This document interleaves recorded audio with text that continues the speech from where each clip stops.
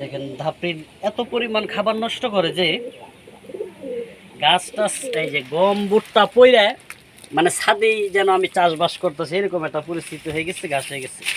আর আপনাদের বরকতে আল্লাহর রহমতে যে দেখেন সেদিন ঝড়ের দিন আমার ধাপড়ির পিছন থেকে দেওয়ালটা ভাঙা পড়ে গেছে গা। আমি তো ভয় পেয়ে গেছিলাম যে এত বাতাসের মধ্যে কি আমার ধাপড়ি ঠিক থাকবে নাকি, যেহেতু আমাদের গাছ টাছ বেশি তো ঝড় টড় বেশি আসে।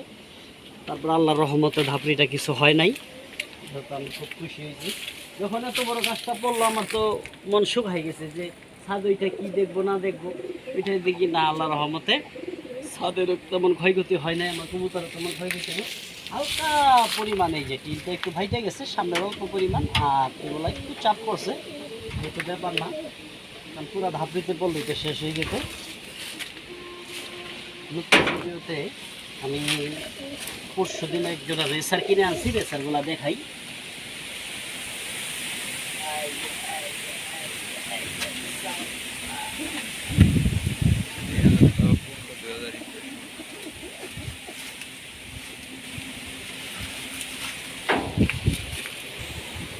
এই যে এটা রেসার মাদি, পরশু দিন নিয়ে আসছি, যেহেতু 2 দিন যাবত আসছে, কিছু কিছু ঘোরাঘুরি করতেছে, মনে হয় 1 দিনের মধ্যে ডিমে এসে যাবে।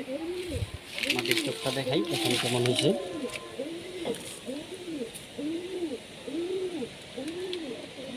মাটিটা চয়েস হয়েছে তো এর জন্য জোড়াটা নিয়ে আসলাম। ওর বাড়িতে অনেক ডিম বাচ্চা করছে, কাছের এক ছোটো ভাই। আপনাদের নটটা দেখাই।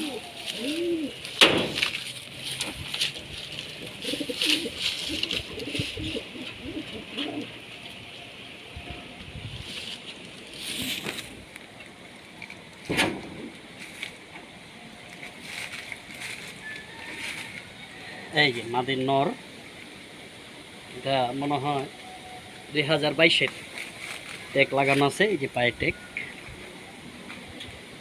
ওর বাড়ির এটা বাচ্চা থেকেই পালতেছে, দেখাই। নটটার চোখটা দেখেন,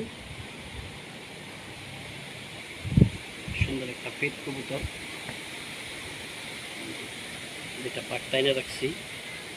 ওর বাড়িতে টানা ছিল, তারপরে আমি এভাবে রেখে দিছি, যেহেতু আমি ধাপড়িতে পালি এত টানার প্রয়োজন নাই।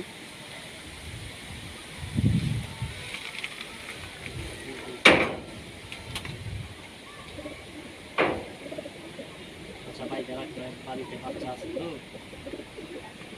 ছাইনা দেয়, নতুন কবুতর যেহেতু উড়ে গেলে তার বলা যাবে না।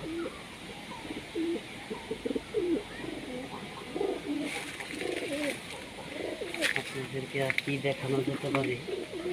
আর যে গিয়াসল্লিটা ডিমে আসছে, গিয়াসল্লির মাদিটাকে দেখাই।